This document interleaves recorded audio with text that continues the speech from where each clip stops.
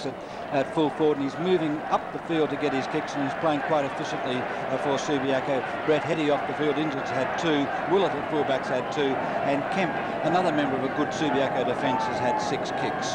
Thanks a lot, Ken. A grand final, Keith, that could develop into a battle of stamina.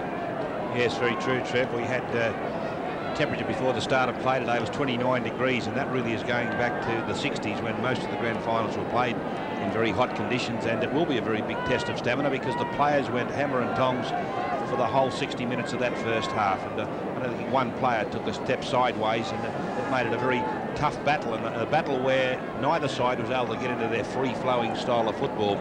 By the end of the second quarter, Subiaco were going sideways and backwards on many occasions. And I said at the commentary, I think they were confusing Claremont with science. I don't know whether it was good science or not, but they didn't retain possession of the ball. Eddie and Sparks, you saw off the ground. Ticketed Michael O'Connell for Claremont. Third quarter got underway. No clean tap. Thorne's kick smothered by McDougall. Chance for Thorne again. Again, his kick is smothered though. Pulled off the kick in the middle of the ground was Hutchinson. In goes Neesham. At the bottom of the pack, as always, is Mick Lee, and that's another bounce. Gee, that was desperate play by Mick Lee. Neesham had the ball. He just dived straight into the Neesham. Made sure he blocked the play. Very important term of football, this one. Clean possession, tackled by Ahmad, gets it away to Hutchinson. Great smother. Kick smothered by Neesham. Hutchinson butters up again, and the good mark, clever mark taken by Jennings. He plays on quickly, but the kick is wild. McDougall, though, spins out of trouble, but he loses the football. It comes back towards Carpenter. Good shepherding by Brian Taylor allows Carpenter to go to half forward. Dargy pushed out of the contest by Begovic. Cocker and Owens both got bad bounces. Back comes Cocker. Threads a hand pass to Lee. Lee from 40 metres. Sets it up for Georgiades. May have been up the side of the boot, Keith, but it was lucky. Well, Noel Morton had conceded that the shot would be taken on goal by Mick Lee, and he'd run to the square. He'd ignored Georgiades and left him 10 metres clear. 20 metres out, left foot drop punt, splits the middle for Subiaco. They're away to a great start in the third quarter, and they really are taking up this grand final to Claremont. Before the start of the game, Claremont was 6-4 on favourites, and Subiaco are 5-4. But Subiaco have played this grand final just like they've started favourite. Well, they played it like a button football team. That's how they played it. Just relentless perseverance, dogged determination, sheer courage. And I thought Mick Jennings showed courage then to come in and take a strong mark in the middle of a pack. And the temperature, Trev, today 31.9, so 29 at the start, now 31.9. That's very hot indeed. Thought it was well played by Shane Cocker too. It was he that pushed it out to Mick Lee. Subiaco going with that breeze that you just saw, blowing down to the right-hand side of your screen. Keane, a big thump. It comes to Beers, though. He kicks it straight up in the air towards the crest on the outer side of the ground. A foot race on. Bryce will be the first to arrive. Good shepherding from Leon Armat. Allows Bryce to get his kick in. A chip pass finds Bremen. Bremen out at centre-half forward, I'd suggest. He kicks up towards the 50-metre line. Scott in front. Cocker over the top. Almost a great mark. The crumbs to Morton. He spins away from Jones and gets it to Pike. Pike's kicked to half forward. Carries, oh no, it didn't carry Allen. A good mark. Ben Allen. Been a bit quiet today, Ken. Yes, he only had 1 kick and 4 hand passes in the first half. This is Ben Allen's 2nd kick for the match. Yeah, good mark that. Allen onto the right boot, towards full forward. It falls a bit short, almost a mark to Malesso. Knocked away by O'Connell to Brayshaw, who fumbled. Coming through strongly is James. He tunnel balls towards Armat. Armat's got it in the right full forward pocket. His kick up towards the edge of the square. Willett knocks it away from the pack. Now it's Kemp. Hand passes to his own advantage. Then cuts inboard. Good play.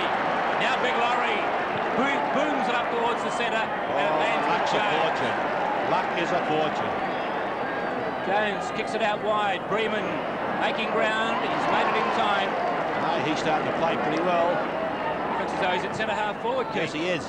Into the pocket. Cocker. Doesn't want it. He ran away from it. Golly. Shane Cocker's judged in a bit of stray today, but he deliberately let the ball bounce. He could have at least got it on the half volley and maybe marked it. But Bremen, yeah, he's playing at centre-half forward. He's had 2 kicks in the first 2 minutes. John Scott still his opponent. Cocker wins the tap. Comes back to him. Tries to burst through the traffic. Now Lewis. Scrambly football. Jennings got it out towards Morton. Morton touch. Oh. Throw it in, says umpire Johnson. I reckon he had a second thought, umpire Johnson. Thought, well, it's a grand final, and maybe he didn't deliberately knock it out of bounds. Higgins, beautiful palm to Neesham. Neesham's kick's loose, out of bounds on the full. Bit of undisciplined play by Neesham. We don't see that often. Georgiadis wants it in long. Brian Taylor kicks towards Georgiadis from the back. Morton knocks it away cleverly. Johnson got in the way. Povey gives it to Pike. Claremont out of trouble. Although Bryce, no, it carries Bryce. With him now is Allen. They're fighting for the ball out towards the wing. In chips Taylor. Pushed off the kick. May have just landed in. Yes, a boundary throw in between left half forward and left centre wing for Subiaco. Another one of those little shoves as you're kicking the ball that the players get away with, right in the middle of the back. And really, Neil Taylor should have received a free kick. Brayshaw doing the ruck work. Keane too tall for him. Thumps it forward for Subiaco. Scott the first to arrive. They can't keep it in play, but it's now about 65 metres around from the Subiaco goal. I thought halfway through the second quarter that Keane was very nearly a spent at force, Trev. But he's obviously refreshed a bit now. Neesham chips in front of Jones. Hand pass lands with Lee. Lee's kick into the pocket. Lewis going back with a flight and almost a clever mark. But now it's a boundary throw in 50 metres away from goal. I'm not sure there's a great wind advantage to Subiaco in this quarter, but I think whatever there is, it's favouring the end they're kicking too slightly. This time it's Cocker and Higgins. Cocker brings it down, but Lewis sharks it. Feeds it off to Scott. He's got plenty of time. He's back to Jones. Jones. Now he goes back to Neesham, who didn't expect that. He's got all the time in the world, though, to pick it up. Then bullet-like pass out towards Hand at half forward, but he won't track it in before the boundary line. But Neesham didn't expect that to come back to him. Well, he shouldn't have. That's not the way Claremont play. And I thought it was a great chase by Graham Jones. He really put his head down and eventually did apply pressure.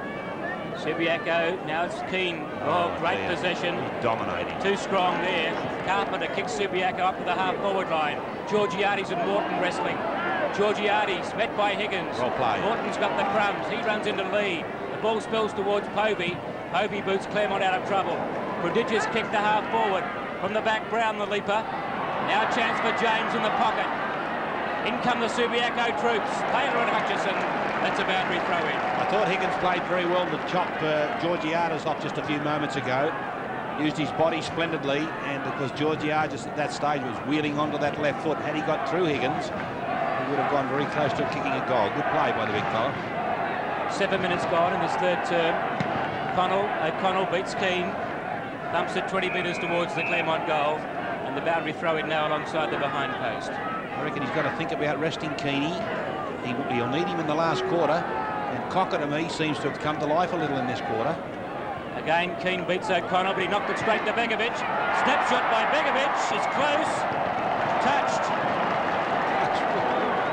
Touched ball. The Claremont supporters saw two hands come up then, Trent.